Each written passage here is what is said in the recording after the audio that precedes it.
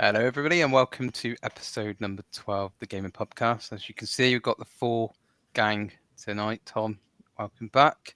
Hello, Duncan, Hello. welcome back as well. Yes, How have I'm you here. both been this week? Doing well, yeah, can't complain. Yes, I'm all good. Yeah. I'm all good. Been playing the same games as usual. I have the last couple of weeks. Not any extra games this week then. Well, Duncan, I think that you mentioned. I have played the extra game that I promised to play. Yeah, that's what I was alluding to. Okay, I could dive straight into that because Tom, let's just get out of the way.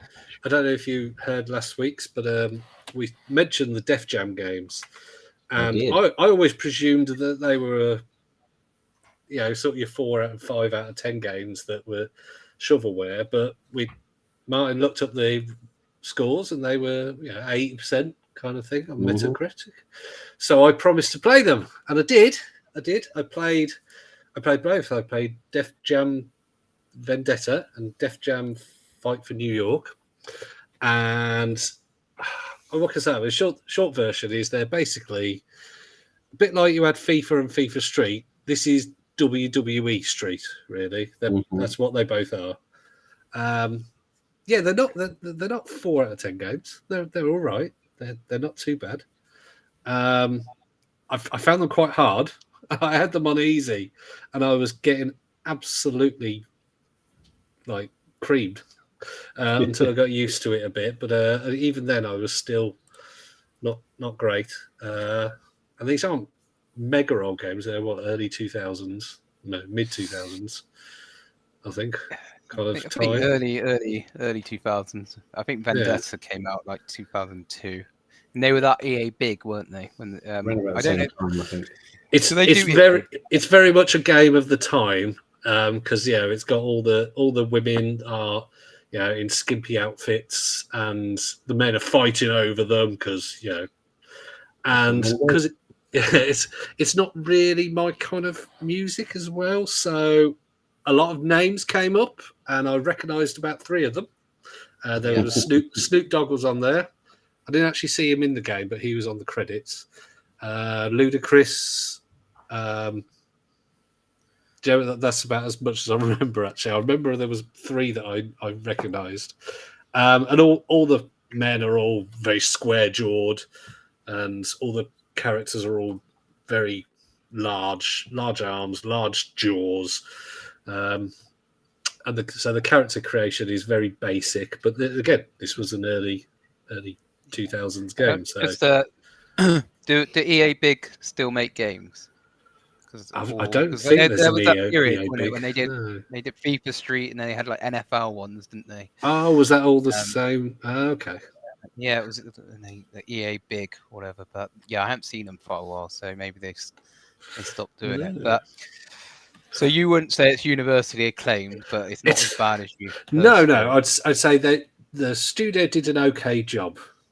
Still not for me. It was You're not going to be playing it next week, then? No. If I was going to play a wrestling game, I'd probably play one of the better WWE games. And if I want a fighting one-on-one game, I'd probably play your Soul Caliburs, which again, Soul Calibur 2 I was playing last week. So yeah, not for me. But hey, if people want to check it out and you like hip hop, especially some of the classics now, can't believe I'm calling early 2000s classics, but yeah, they're all in there, and probably a few that are dead or have been sent to prison or have turned into multi-billionaire businessmen. So selling headphones. It's like a step back in history. It's a history lesson. Exactly. Yeah, so, got like a hip hop history lesson. There we are. That's hard to say. So any other games, Duncan? Do you want to share before? No, I think. Well, I've been playing Starfield, but I've already talked about it. So has anybody else been playing Starfield? I've been playing Starfield. Hey, Nice segue there. Duncan. Yeah, I like that. Yeah. And I finally got into a spaceship and it got out of the mines. I've only put in about 4 or 5 hours of play. I found it quite frustrating that I had to refer to a walkthrough to kind of figure out a couple of bits, which makes me quite lame, I suppose. No, that has been quite a big complaint. I think a lot of people have stated there's a lot of parts of the game that it doesn't tell you about, or it just flashes up for a couple of seconds and goes, "You press this button to do this," and then you never hear about it again. Yeah. Anyway, so I found it quite difficult knocking out some of the mining ships that were trying to chase me at the beginning, and then I found it difficult to map where I was going to the first planet. But then I sussed that out, and then I stopped at that stage, and I thought, okay, I know where I'm going, and I found that throttling up the spaceship wasn't as easy as I thought it would be. So, great game, great graphics, no story at all, as far as I'm concerned. How much of the main story have you done? Not enough to make any comment over it at all, because I keep getting bored with the monotony of it. Yeah, I would say that the early stories, early missions that I got, weren't as interesting.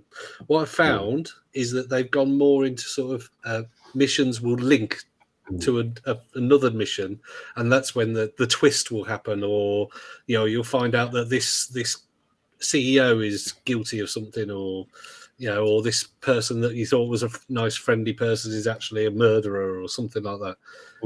So yeah, a lot of the early ones are pretty boring, and also there was no stealth missions, whereas now there's quite a few missions that you have the choice of doing stealth and there's places to hide. But it's, don't get me wrong, I don't think it's a 10 out of 10.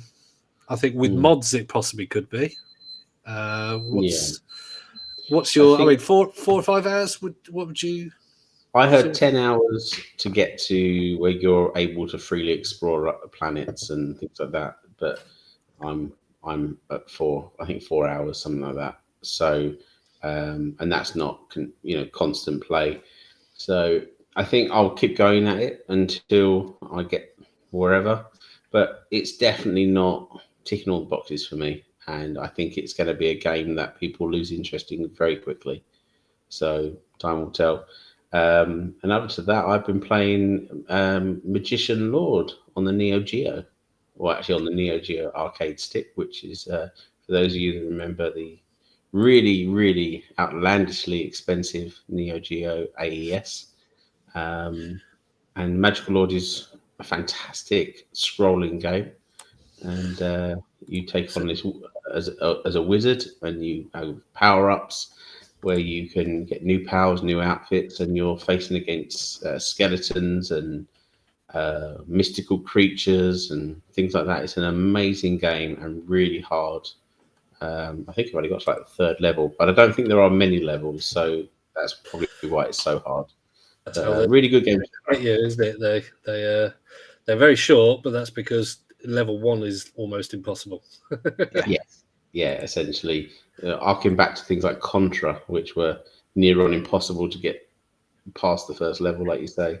But yeah, really, really good game. And the Neo Geo arcade stick, which is sitting right in front of me right now, is an amazing bit of kit that can be hacked as well for emulation. Is that an official Neo Geo thing? Is it? It is. It is like an official. Massive. It's absolutely massive, but it's definitely worth a pick up. Okay, so it's just a USB stick or controller or something that you. It's a giant controller. In fact, I can probably show it on the screen to give people an idea of what it looks like. So for the audio people, I'll just try and describe it. My God, it's huge. There we go. So it's proper old arcade style stick, as if buttons. Yeah. As if somebody took the front off a whole arcade box. Yes, and it's got 50 games built in. Fatal Fury, up to however many they produce, which I think was at about 1 million. And then it's got the Magician Lord and other games as well. But yeah, fantastic. And the emulation scene for it is phenomenal. It has a USB slot in the back, which allows you to put in a USB stick and run ROMs and just about every system you can imagine, up to I'd probably say 32x. So Is I'm it just like looking. I'm just looking. It's you're is talking it like 120 pounds. Ghouls and Ghost, the game Magician Lord? Or No. It's very hard to describe. You're going up ladders, going across platforms.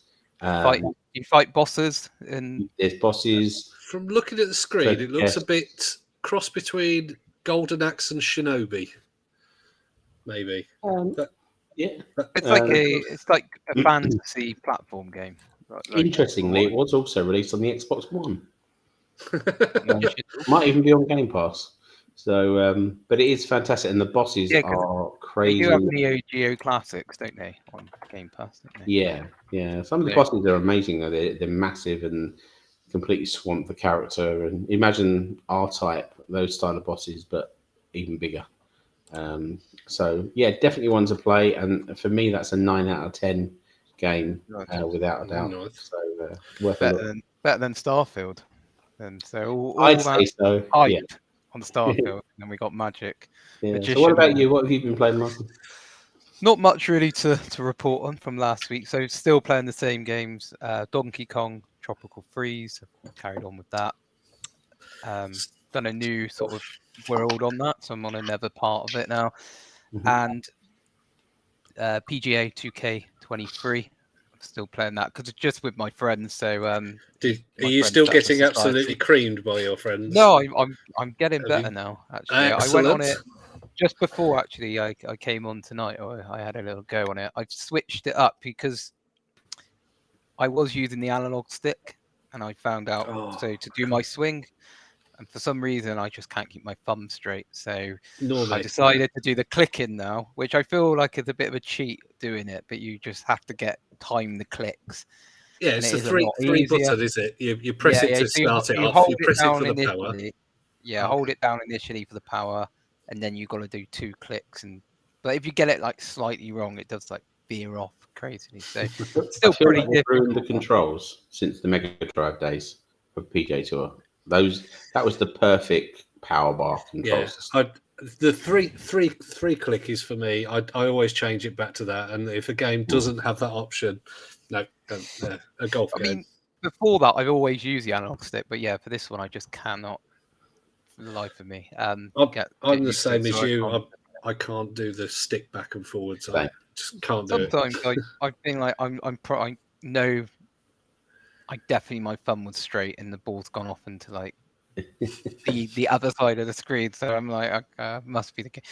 I've also started Pokemon Yellow as well. So I've just an easy game to start, really, isn't it? So amazing. At the beginning, just done beat Misty in the Pokemon battle. Just picking my team, trying it. Good Pokemon Yellow because you can get all the start Pokemon. So you only one.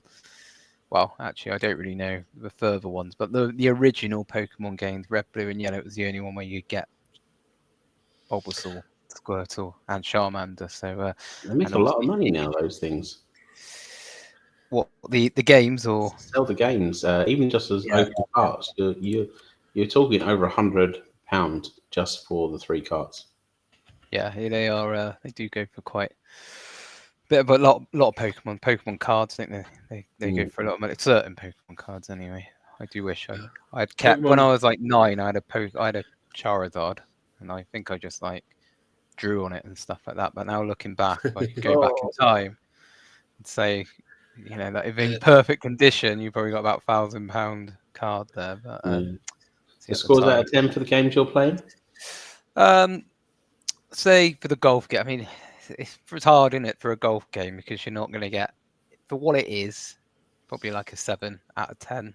I did prefer the Tiger Woods ones because there just seemed to be a bit more on it in terms of like mini games and stuff like that, and there was like challenges against the legends like Gary Player and Arnold Palmer and all that, and Jack Nicklaus.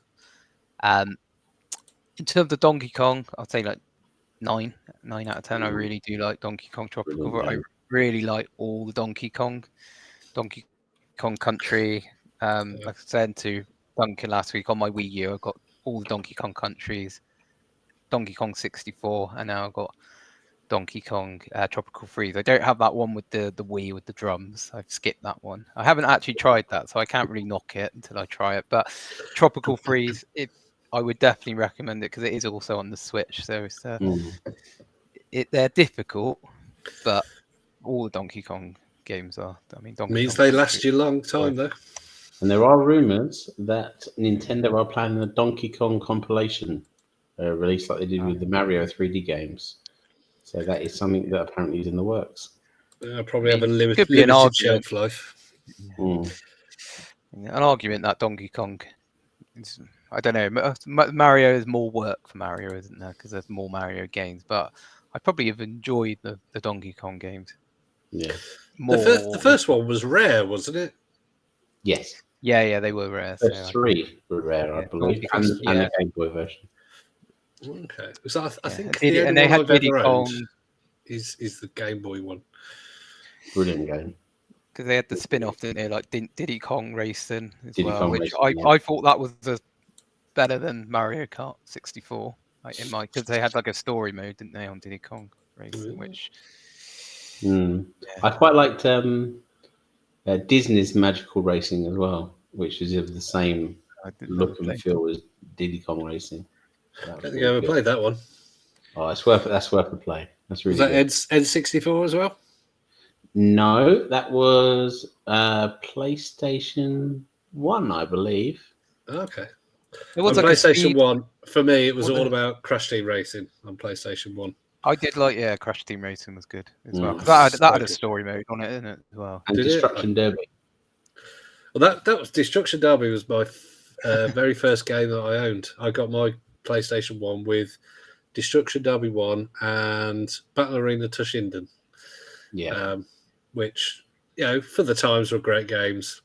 Mm-hmm. Especially when Destruction Derby 2 came out. And it had so much more than Destruction Derby 1 and then Battle Arena Toshinden. As soon as Soul Blade came out, it was like, and Tekken 3. It was like, no thanks. So good. Like, so we've all been playing quite a lot then. Yeah. Should we go on to the news? I think we can all agree there's been quite a bit this week. Busy time. Busy in terms of Microsoft and Sony, and obviously we covered Nintendo quite a bit last week, didn't we? So it's only fair. And we covered the leak, didn't we? But I don't think we covered all of it really, or some discussion points about it. And now we got Tom here as well. So so one thing they talked about was in emails and stuff was about what the next Xbox was going to be, and people were taking all sorts of things from it. That it was going to be a streaming only. Was it going to be just nothing? There was all sorts of rumors about what it could be, but it was going to be 2028. And Microsoft obviously have a cloud future. So personally, I live in an area where there's good internet. I already pay for Game Pass. So if they said, okay, our next console is going to be cloud only, I wouldn't like it, but I wouldn't be anti. I wouldn't go, I'm going to PlayStation. But, if they suddenly went, actually, no, you can install things, it's going to have VR, and it's going to have all that. Yeah, brilliant. But it's very unlikely to have that. What do you think will be in it, Tom? I think it's inevitable.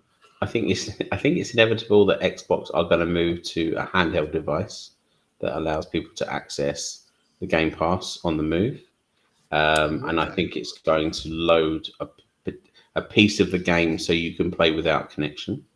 I think that is so that it will catch part of the game. So you think it will have like your fast processor kind of thing? Yeah, I think we're talking Steam Deck, but from Xbox. I think it'll catch part of the game so you won't have to worry about being connected all the time. And I think it will then have some kind of dock that will then allow it to become a home console. So it's the Switch on steroids as such. So it'll be a PlayStation Portal mixed with a Switch, mixed with the deck. Yeah, Yeah, I think so. But I mean, we go back to, you mentioned the PlayStation Portal. Essentially, that is a Wii U, because it's not portable as such. So if you go out and about, you can only play your disc games that are in the machine at the time. You can't play online streaming games so far. Let them will enable it. And of course, you've got the rumored Switch 2 coming out as well, which is going to be the equivalent of the most recent Xbox. So, based on the specs that were shown to developers recently, so we're not talking outlandish specs. We're not talking, Yeah, but is the Switch 2 going to be exactly the same as the current one with a screen, detachable controllers, and dock? Is that going to be it? Or they got something else crazy up their sleeve? Well, I've heard it's not detachable controllers this time. Oh. So I don't like the Pro controllers instead. I think it is apparently interlinked into one machine, but they will have Game Pass. That's one of the things that's going to be on it for definite is Game Pass. So hopefully that's true. That's interesting because that harks back to Xbox talking about wishing to buy out Nintendo, which was never going to happen. Never. Nice try, Phil. But yeah, a Switch with Game Pass. I mean, that opens up many doors. Really does. I would be highly likely to, or more likely to buy something. Although, you say if it hasn't got detachable controllers, wouldn't that be like the Switch Lite then? Really? Yeah. But you can't. Can you dock the Switch? You can't dock the Switch Lite, can you? No. But I wonder if the killer feature is hand tracking. Ooh, what do you mean? Sort of like. So you don't need just hold it and you have to. Maybe. Yeah. So you mimic the control. Let's face it. I'm just guessing. Nintendo are the pioneers really for a lot of crazy tech. When things, Microsoft might have gone, oh look, we're going to stick a hard drive in our console, even though obviously PlayStation had an external one that you could plug in and whatnot, or network, but they had broadband. But the crazy things is like the Virtual Boy, the Power Glove. Oh, everyone popped off for a minute there. I think my internet's played up for a second then. Sorry, I don't know if that happened on your end, but I'm recording this and I popped off. Oh well. Anyway, so I'll carry on. Anyway, so it's just being Tom. Nintendo, they've had the Power Glove, the Virtual Boy, the Wii, everything that was a little bit out there. They're the one that's done that. I'm wondering if they're going to do something like that with the Switch. What do you think, Tom? You missed two really important add-ons. You missed the SNES fitness bike and the SNES baseball bat. So, two rare add-ons. Those are the Dreamcast had a fishing rod, didn't it? Yeah. Dreamcast had a fishing rod, yeah. I think the Sega were quite innovative when they were making consoles. I think they were like the ones who were trying stuff out, weren't they? And then the Tower of Power. So what would make you, Tom, Martin, go out on day one and get a Switch 2? Well, the fact, and I was going to say if true, but Tom has said it is going to, but the fact that it's going to have Game Pass on it would make me go and get a Switch. Because the reason why I've got a PS5, because the Switch has like obviously all its Nintendo games, like the Mario and Zelda, which is unique to the Switch, but then it doesn't have those, those big games like Starfield and God of War and, Spider-Man, but if it had Game Pass, you're getting the best of both worlds then, aren't you? You're getting all the stuff which you can get only on the Switch, but then you're also getting that stuff that you currently can't get on the Switch because they just don't release. So that would probably be a game changer on its own, the fact that you could just get Game Pass and then it'd be like having an Xbox and a Nintendo Switch in one console. Maybe it'll have a VR headset. Obviously, you can slip it into a VR headset. Yeah, I mean, if Xbox, See, Xbox for Microsoft is the Game Pass, isn't it? They just want as many people on Game Pass. I think that will have a negative impact on console sales for them, but I don't think they really care about that because they wouldn't put it on PC, would they? I think they would have Game Pass on the PlayStation 5 if they could, wouldn't they? I think it's fair to say the last 2 generations of Xbox have failed in terms of successful hardware. The PlayStation 4 and 5 has, it's walloped Xbox hardware quite considerably. Whether people like PlayStation or Xbox, we know that the sales are higher. We know that the Switch itself outsold everyone. So Mario Kart on the Switch being the biggest selling game of a generation.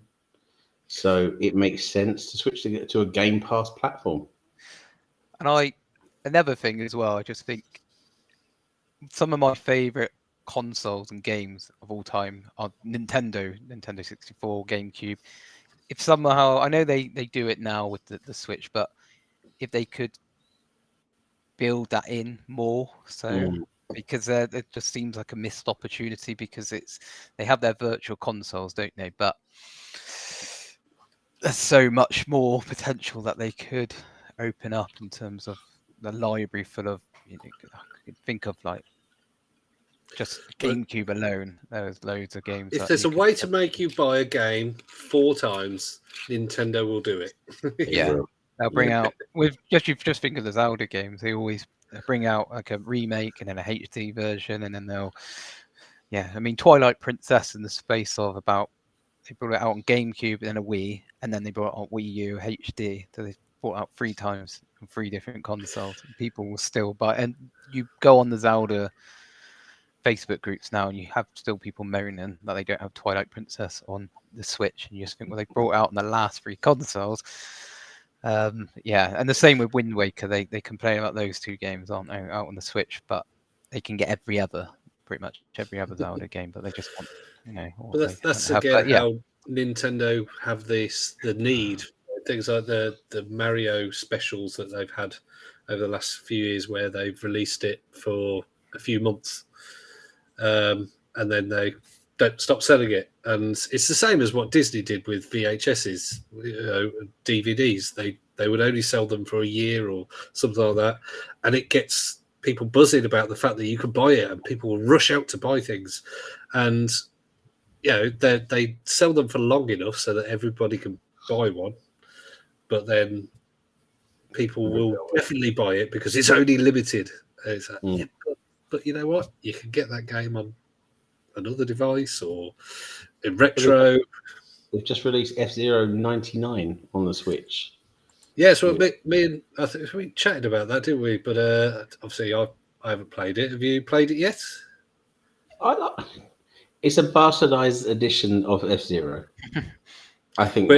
I heard it was like playing pinball, F-Zero pinball. Yeah, it's a bit too much in that respect. 99 players all. Well, I can't call it racing.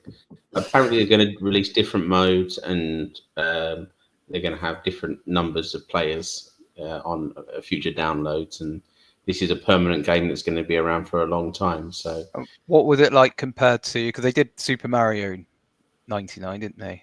When they brought out a version of Tetris 99. Yes, Tetris. There was what was the?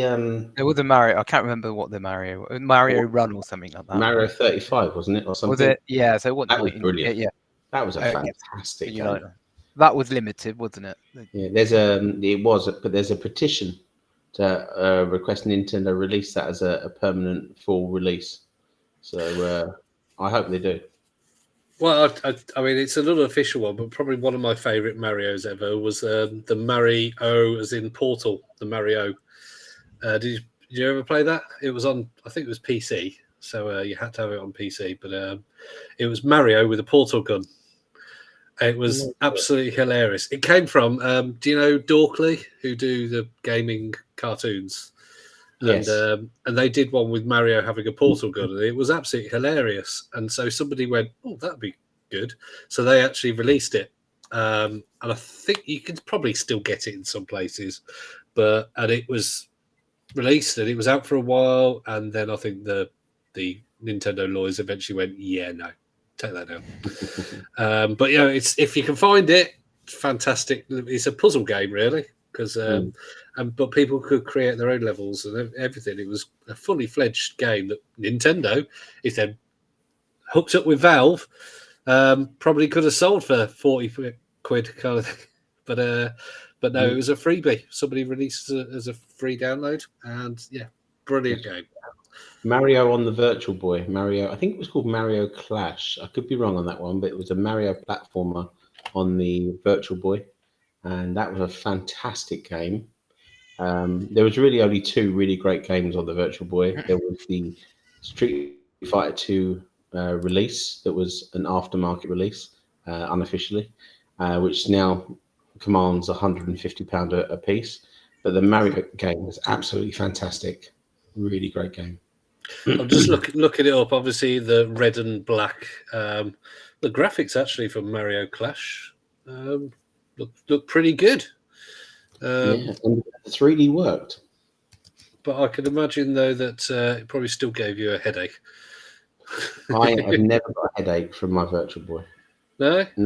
No, I've never tried one, so I don't know what I'd like. You got the Mario Tennis game. That's on the Virtual Boy, isn't it? Yeah. That was actually an inboxed game. So when it came out, you got that with it. And actually, again, graphically, it's fantastic. It works really well.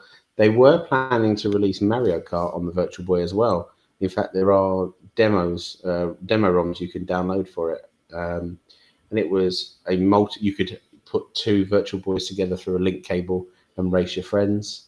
And things like that, which was great when the Virtual Boy went down to £100. But prior to that, you were talking £300-400 a piece. So you would have to have like link cables connected to each other while you're on the It went underneath the machine, if I remember rightly.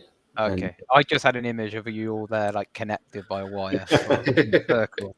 And also the fact that you'd have to find 2 people that had a Virtual Boy, which this is it. I like the Virtual Boy. I thought it was very good. Not many people bought one. I think that's no problem with that. Just a general question: Why do you think only Sony do a virtual console? I know obviously you got the Quest, but out of like the main Xbox, Microsoft just haven't gone down that route. Have they? Nintendo don't seem to be going down that route. Do you just think they just don't see it at the market, or they want to wait until? For me, ultimately, I think it's because although you can have online connection, it's very antisocial, and people don't have the room for it. People want to be bouncing around and jumping around, kind of thing, or similar, or they want to connect with people, and you can't really do that very easily without spending either a lot of money. And that a lot of things on VR are experiences. On the Quest, and that's what a lot of people get, and then they don't bother playing it anymore, and they don't find that there are great games available for it. And I think, although the technology's there, I think the need for it is still not there. And it's throwaway, isn't it? It's like you said. I think it's an experience to own it rather than a need. And the PlayStation VR works. The original PlayStation VR still holds up today for its AAA games. It's 3D Blu-ray, its controllers, it's the comfortable headset. The PlayStation VR 2 smacks of technology which the Quest is nowhere near. Even the new Quest, the Quest 3, doesn't even come close. Forgetting all the AR stuff, forget all that for a second. I think, 5 million sales to the PlayStation VR 1, which is not bad. So I can imagine the VR 2 is probably not going to sell as much, mainly because of the price, really, because it's more expensive than the console itself, isn't it? Yeah. I think when we get a price cut to around £200, it becomes something that's viable. But with the cost of living, it's difficult. And none of the games really stand out at the moment. Exactly.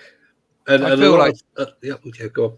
I was just going to say, for me, for virtual gaming, if more people had it and there was more online, I think it would be quite an experience to put on a headset, see your friends who are somewhere else virtually, and then going off and do whatever sort of game you're playing. It could be like Call of Duty. I don't know how that would work or whatever. Or it could be a MMORPG, whatever, where you're seeing each other with like swords and stuff running around. But there But are I don't know online ones. the But longevity of that. Like it might be something that.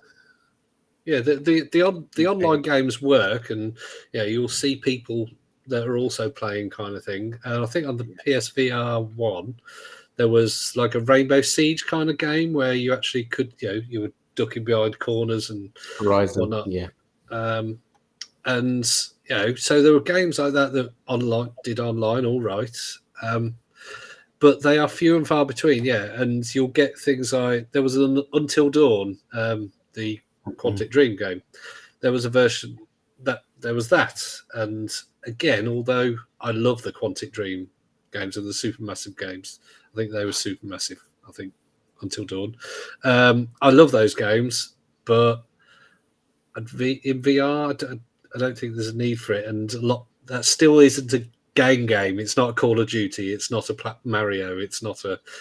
So it's still really an experience. Moss was very good.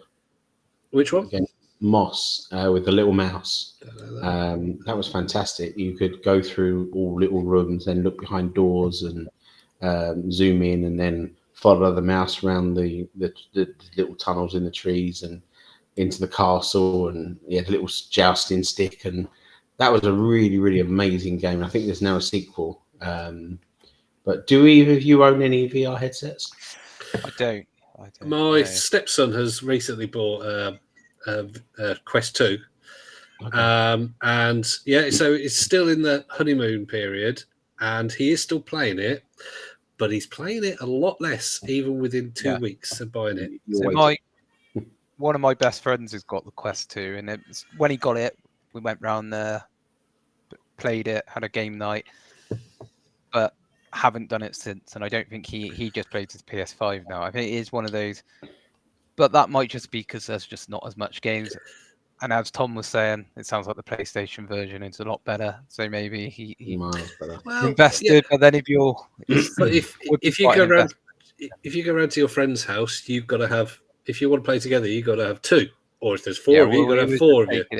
Taking it in turns. So exactly. So it's not I good. found like the graphics, and this was only on the Quest 2, but the graphics aren't the same as if you're playing on a PlayStation 5. They're still like PlayStation 3, maybe even worse than that. Some of the games, graphic-wise. So it does feel like a bit of a step back when you're playing. Like maybe if you can borrow your friend's headset, Martin.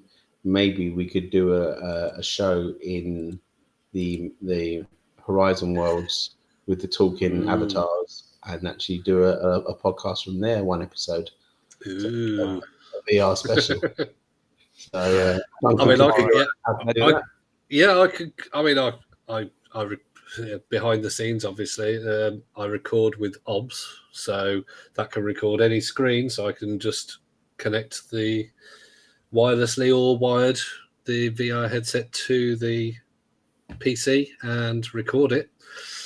So if any of our viewers would like to see a VR episode in Avatar, VR special, drop it in the comments on one of the platforms. Let us know, and maybe we could look at doing that. I mean, can you go in things like Horizon Worlds without VR? Yes, you can do it on the phone app. There is a phone app, and I'm not sure about a desktop app. Certainly, a phone app that's just been released. I think that also with regarding the future of consoles and gaming and such, I think if Xbox would love to go, here, have a VR headset with our next console. But the problem is they'll have another Kinect situation where everybody will go, £800? I'm not paying £800 for a console. I don't want to play VR. And yes, okay, that might only be 20% of the people. There might be 80% going, yay, great, I love that idea. But that 20% aren't going to buy, and they lose out and whatnot. So it's a massive risk to have that as a core part of your console. And again, if you want to play multiplayer, if you want your friends around, or you want to play online with your friends, you've all got to have that £800, or you've got to have a headset which even whether it's a simple one like the Quest 2, which is £300, $300 or whatever it is, or whether you've got PSVR 2, as soon as you have two people, it gets really expensive and people can't afford it. If you want to have 4 or 5 people around, you're talking nobody's going to afford that unless you're a millionaire kind of thing. It's a lot of power as well for all those PlayStations. Yeah, exactly. You have to have 5 PlayStation powered up. You'll all be sat next to each other on the sofa with. You do make an interesting insight though. What would it be like if they took a VR headset, such as if you've seen the big screen VR display they've just released, which is quite small, and they included that with a console, a Switch type console where you could be mobile, VR, or connected to the TV, and sold it as an all-in-one unit without the physical games, perhaps. So you could maybe. Do you mean so you could have it? You could play any game VR on a screen with a controller or handheld. Yeah. Oh, if you can have all 3. All 3, they would take a loss on the machine. That goes without saying. But are we seeing the jump? It goes back to 2 episodes ago when we mentioned the Vision Pro. Apple never ever go into an arena with a product that's unknown. They've now gone for the Vision Pro release, not to sell 16 million headsets. They may sell 50,000 headsets, but they know it will push the industry on, lowering the costs. And then you're going to see a more affordable platform in future. What's the end goal of that? A wearable iPhone. Oh, look at Valve and Steam Deck. I can imagine. I mean, the Steam Deck now, I think, has overtaken. It's up to something ridiculous, like about 11 million. Is it 11 million? Oh, there's a few million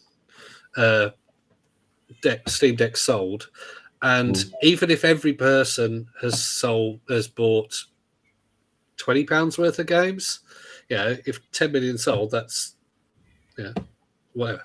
I can't think of the maths. It's a lot of money. Yeah, a lot of money. Oh yeah, 10 million. Yeah, 10 million sold, £20 each, that's 200 million. I know. I for one have started buying games again, and online you'll see loads of people who the main game they play on Steam is buying games and having a massive backlog. Going on the catalog, yeah. I've got about 1,100 games now, I think, something like that. Wow. I think it's on Steam, and most of those have come from bundles. So I haven't actually bought 1,100 games separately. But so could you imagine? Yeah, Microsoft going, oh yeah, you can play all 3, and you can only play Xbox games. Then they'd be locked in, and people would be paying 50, 60 quid for a game they can play in VR handheld. That'd be amazing. That is the maybe that's the future of gaming. Tom has found the future of gaming. Makes sense to me. If not, Microsoft will be on the phone to Tom and being like, "Can we develop this?" So they should. Yeah. But I mean, just my last point on it is, I don't think virtual reality is going to be unique to gaming. I think there's probably going to be, like you said, phones. So you've got the metaverse, which I've never tried out the metaverse, but apparently they're wanting to do stuff like that, so you can go and watch a UFC fight through the metaverse and feel like you're actually in the stadium. I guess there'll be like sports with virtual reality, but I don't know in terms of what the future will look like. I don't know if we'll ever get to a point where it's like Ready Player One. I don't know if you've ever seen show you what the future will look like. Oh. Wow, Tom's going to come back with tech and more tech. This is what the future looks like. Oh, not Google Glass. Google Glass. The premise of that was brilliant. It was. The premise of that was brilliant. It just, I don't know. Apparently, it wasn't. It works well. It wasn't probably the right time to release something like that, and no. Possibly they needed to have it as a limited beta rather than going, yes, we're actually going to release. And they sort of, it was a testing kind of thing, but is it still works all right though? Yeah. No, it's useless. None of the services work. It's now basically a glorified visual Bluetooth headset. so it's very annoying. Oh, But that sucks.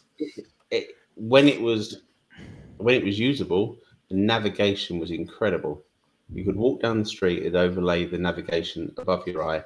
You could play games on it. You could watch YouTube. You could make phone calls, listen to music.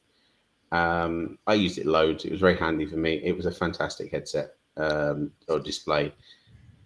Lots of people you would think would say, "Oh, that looks really weird," but actually, many people just say, "Can I try it on? That's amazing. I really want one." And they're probably laughing behind my back as I was walking away. But feel free. No, I wanted to have one when it first came out, but then obviously a lot of people were. I think a lot of people were creeped out by them. The fact that it had a camera. Yes. Yeah. But yeah, I wanted one, but I saw how it was used, and I think I wanted a bit more, so that it could actually do. Although it could do a lot. Yeah, it was let down by two things: battery life. Oh, three things: battery life, price, and the front prism used to bubble if you wore it in the heat. So if you were out and it was hot and sunny, the foil would bubble and come away. And I had two or three of those that they exchanged where that was a problem. But someone released a way of fixing that. So in the enterprise, it's called using your phone. yeah. But I do think the future for me is a display where you can walk down the street and it overlays, whether it be directions, advertising, or you look at a bus shelter poster and it plays the trailer of the movie in the glasses. No one knows. An AR version. Yeah, and you can play Game Pass on the glasses. That sort of thing. Or you could say to the glasses, I want this book. Where can I find it? I'd get run over within a week, I think, if I had something like that. That for me is the future. Just on a tiny little bit of a dive, but I know Elon Musk was saying that he wanted to get like a implant of chip or something inside of you, so then you could be like, "Hey Google," and then you could be. I don't know how that would work because you go to quizzes, wouldn't you? And you'd be just Googling every single question. Everyone would just know everything, wouldn't they? In that scenario, it would just be like walking around with the internet just constantly without having to search for stuff because I think he bought a company, didn't he, that does bio chips of some kind. Because I think they've started or they've applied to start human testing. Yeah, I mean, job interviews would be a lot different, wouldn't it? Because if you get asked a question, you wouldn't even have to just be like, "Oh, yeah, I can answer that question." And with AI, you could just get the AI to answer for you, really, couldn't you? I think I'd draw the line at implants, I'm afraid. Right. Although there's people now that I remember I saw a video and people. I can't remember what it was somewhere in Finland, I think. A company offered, they didn't have to, but if they wanted, they could have a chip put in their hand to get in the building and to buy a coffee and all that kind of thing. It was like a test kind of thing. Yeah. But yeah, and I thought, yeah, that'd be so handy because you'd never lose it. And it's only, RFID is tiny, tiny little chip, but you have to have the antenna kind of thing. If you leave the company, though, what happens then? Do they have to take the chip out, or can they deactivate it from inside your body? They just come along and chop your hand off. Yeah, that's it.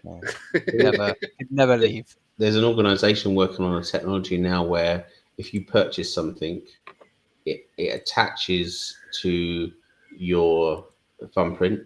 And so, for instance, if you buy a carrier bag or a product and the packaging of that ends up dumped somewhere, when it's collected, it's scanned, it knows it's come from you, and you're charged for the recycling, removal. So every item is attached to your thumbprint, and like you said, you can pay for items using your thumbprint. But there's never a way that anyone can dump things off any longer. It would automatically attach to their file as such, and I think that's actually fantastic. It's a great idea. Yeah. The problem is the only people that would sign up for that are the people who aren't going to throw things on the floor anyway. Anybody that is a complete moron and just dumps their rubbish everywhere, he's going to go, I'm signing up for that. you're outside and you accidentally drop the bin in the wind, or the bag in the wind, you'll be like getting in the car chasing it, wouldn't you? Should be worried. Or if you had a argument with your partner, she'd be like going to get all your plastic bags, throwing them out the Right, window. I'm going to eat all these crisps and I'm just going to dump them randomly around the town. Aha! And all of a sudden, a couple of weeks later, you get a load of fines sent to you for that. That's it. Walker's crisp bag number 2. Can you imagine? Be dangerous. Oh god, But, yeah. So anyway, should we look at on this day? Because I'm just conscious of how long. Yes, we've been going for 50 minutes. Yep, I think so. Right, so anything interesting on this well, day? there was the 26th September. So we're recording this on the 28th. So the 26th of September was the big one. It was hang on, I'm just getting up. No, where is it gone? Where is Mario it gone? 64. Previous day. Yeah, it wasn't just. It was like about 4 or 5 different things. Oh, there, Castlevania on the Famicom disc system, 37 years ago, 1986. Command and Conquer. But then, yeah, the big one, 1996, 27 years ago. Which we found out came out before the Nintendo 64 the console came out, according to this website. So, I mean, Super Mario 64, 27 years ago on the September the 26th.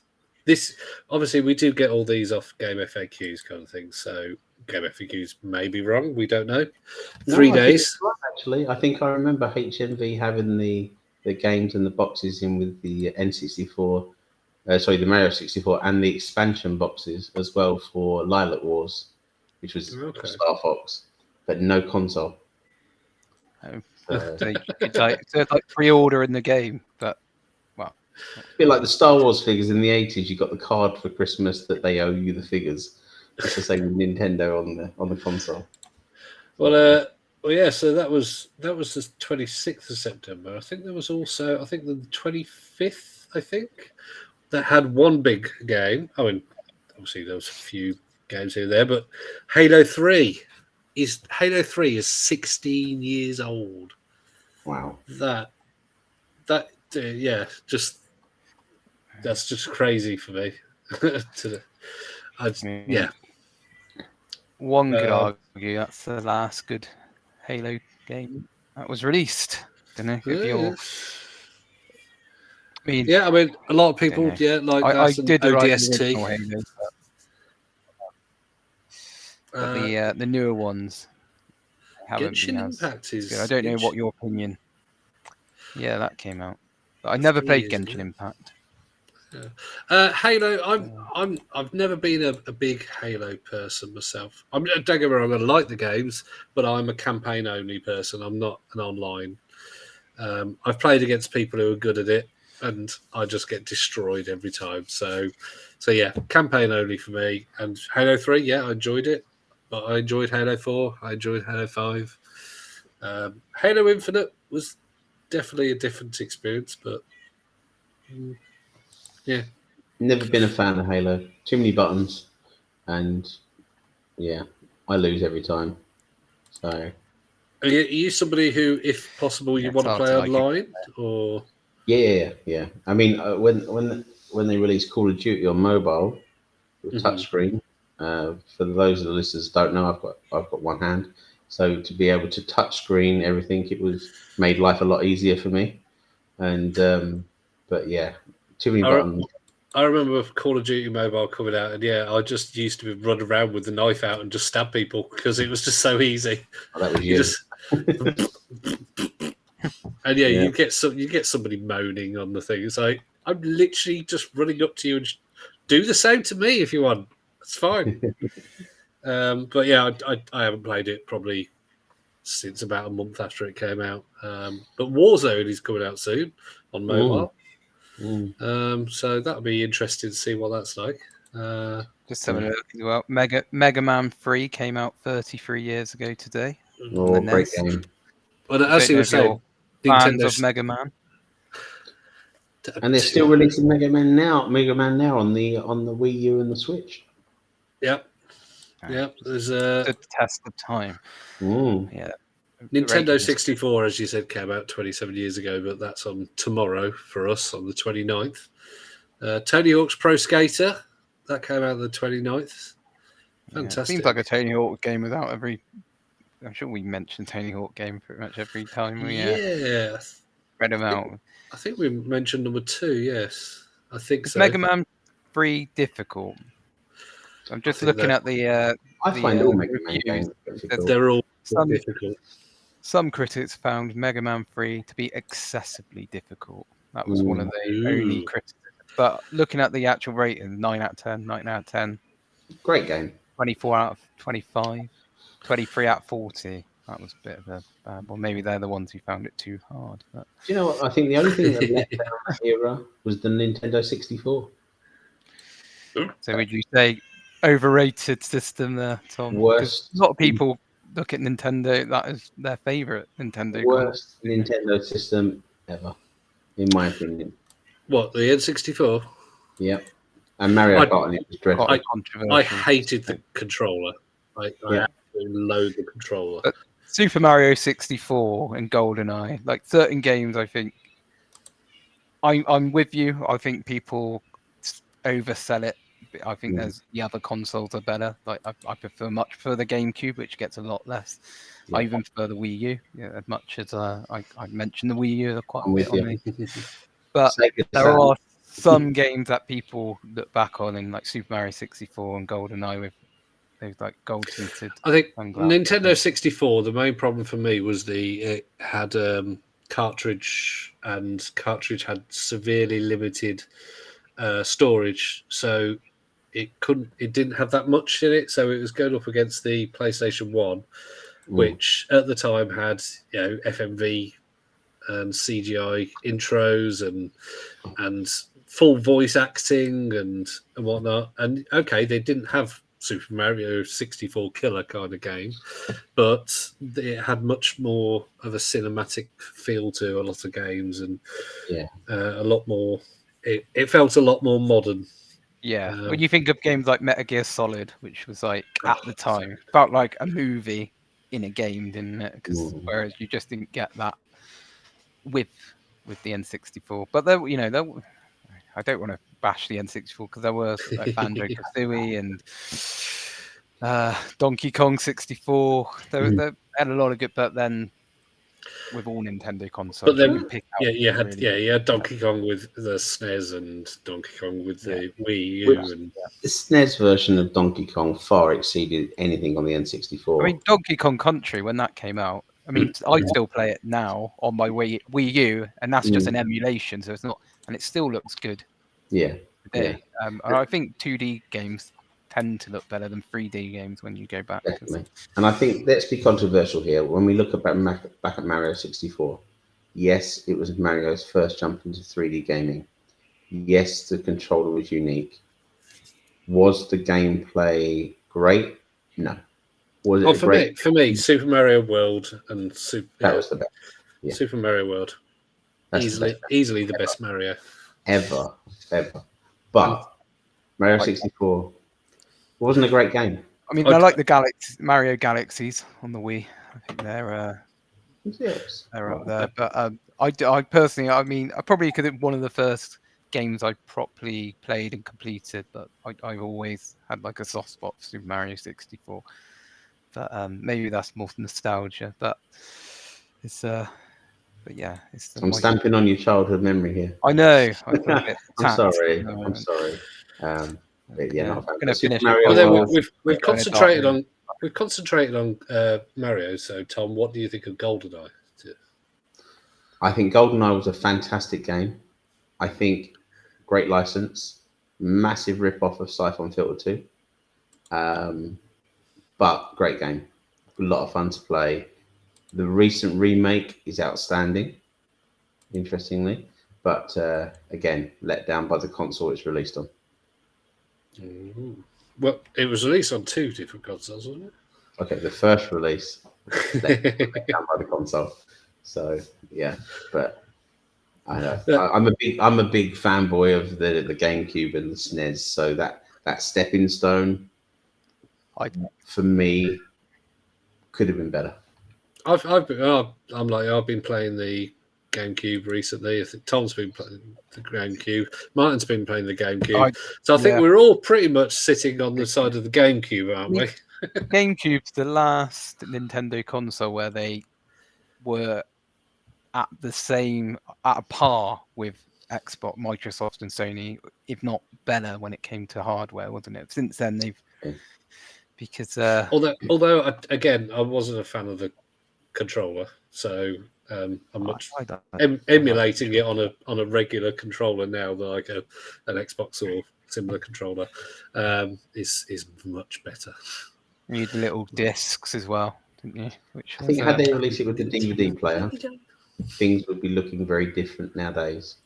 Yeah, because people did just buy PS2s because it had a DVD player, didn't it? Yeah. The Xbox had that weird, you had to have a controller to be able to use the DVD. Yeah, the remote control, which, yeah. Because I got PS2 for the DVD, yeah. You're like, well, I can play games and it's a DVD player. I had the first literally from launch date though. The first one I had to return because I had the green screen problem where everything looked green when you put a DVD in. So returned it, and what did I get? Did I get a Dreamcast in the end? I don't know what was out at the same time. I can't remember. Dreamcast and would have been GameCube and Xbox, wouldn't it? That generation might be an Xbox. Oh, I got something else eventually because I had a whole long problem with Dixon's back in them, claiming that they didn't have to take it back even though it was faulty. You got the last laugh there, Duncan. So in the end, I got something else and then got a PS2 later on when they got a bit cheaper. So right, so we've been doing just over 1 hour. So there you go. Again, I've enjoyed that. It's gone quick. We start chatting about something, and before you know it, we've talked for an hour. So there was a mixture of retro and future. We went. Yes. I mean, if you were to put a time frame on that, I reckon we covered about 100 years. I reckon 50 years in the 50 years in the future. Yeah, well, we said about that. I think in 50 years in the future, I will be playing Being Dead. You never know. They might do stuff where you die, it will be in a coma, you play a game or something. You get uploaded into the VR. Yeah, there's that TV show on Prime, Upload. Oh, I love that show. It's brilliant. Such a good show. If everyone likes the thought of VR afterlife, it's a brilliant, it's a hilarious show. Really good. I think there's a season 3 coming out. Now that surprises me. I think there was, but there was all sorts of problems with COVID and blah, blah, but it's on Prime, I think, at least in the UK it is. So I think it's Amazon made it. Anyway, right, so what take out from this one is we all like the GameCube. And VR handheld console is the future. Yeah, and if anyone wants to back me up and say support or Super Mario 64 or the N64, then do so in the comments. Maybe we need a poll. Which one's best, Mario 64 or Super Mario World? Yeah, that'd be interesting. Depends on who we ask. Where we it depends on the age group, I reckon. Maybe the demographic.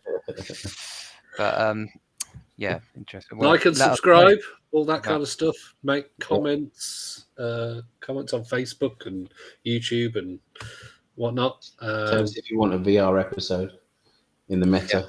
Make that happen. Lots of work for me. Oh. No, I love it. I love working out how to do these kind of things. So, right. Anyway, see you next week, guys. Yes. Yep. Have a good week, guys. Yeah. Bye. Hello.